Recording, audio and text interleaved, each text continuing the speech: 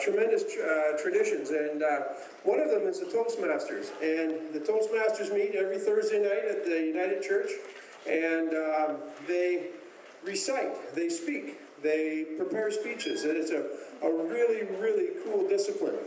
Now tonight, and I don't have my note right here, we have one of the participants from the Indian Head Toastmasters is going to present his humor story. His name is Wayne Fudge. Sweet. Thank you, Zach. All right, so Wayne, if you could come on up, we're sure looking forward to hearing you tonight. And on behalf of all Toastmasters, Wayne is here, and we're thankful to have him and that wonderful organization in our community. So please welcome Wayne Fudge.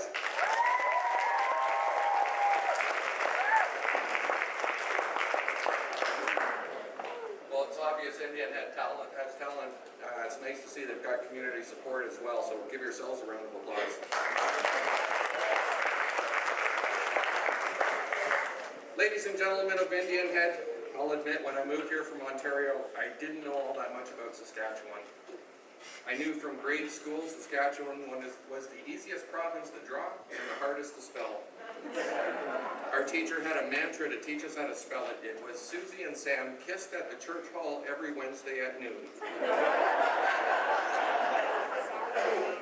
By high school, we learned that Tommy Douglas had championed the Canadian healthcare system. I found out that one of my heroes, Gordie Howe, was from here. And as a young adult, I learned that Rider fans are nuts. And we all joked that Regina was a city that rhymed with fun. Now I admit it, the first thing I did when I moved here was I did get a dog so I could watch for myself how far he'd run.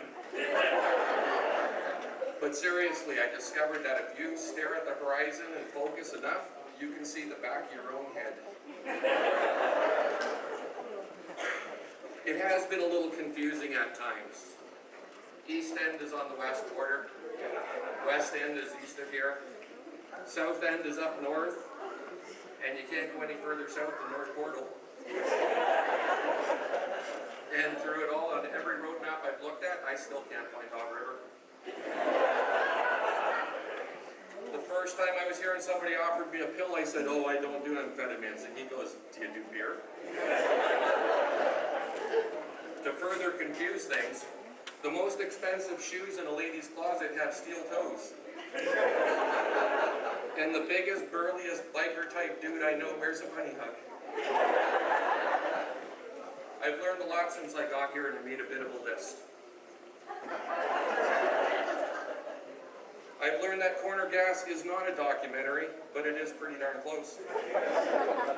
I've learned that Saskatchewan has 4 seasons: almost winter, winter, still winter, and football season.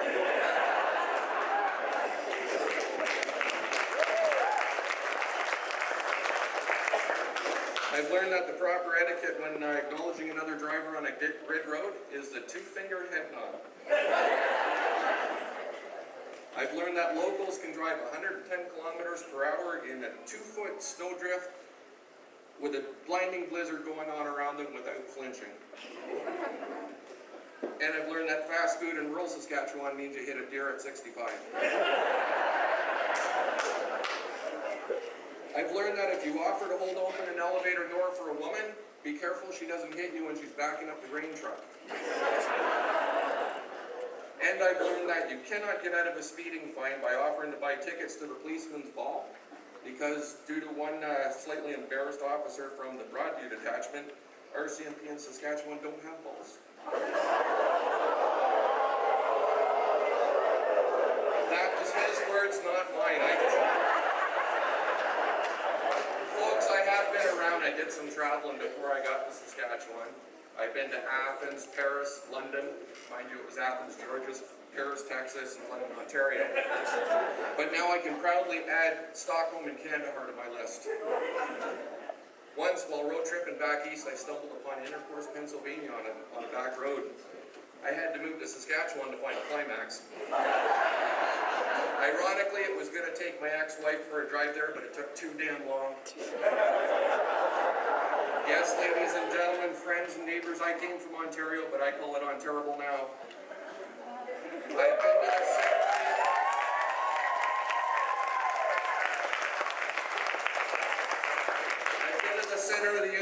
I've seen those neon lights. I've had 24-hour fast food delivery service and seen an 8-lane highway turn into a parking lot. When I arrived here, I was a soft-handed, college-educated city boy. But look at me now.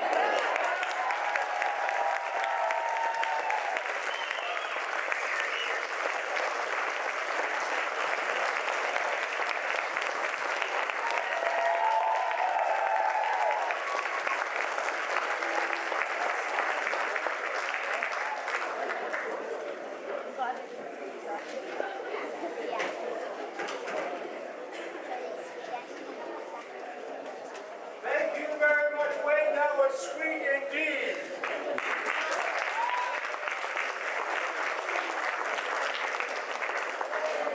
And you seem like a pretty good fellow for an Ontario guy. That was absolutely wonderful. And as I mentioned, the Toastmasters are an organization that not only practices their craft, they're also an organization that contributes to the community.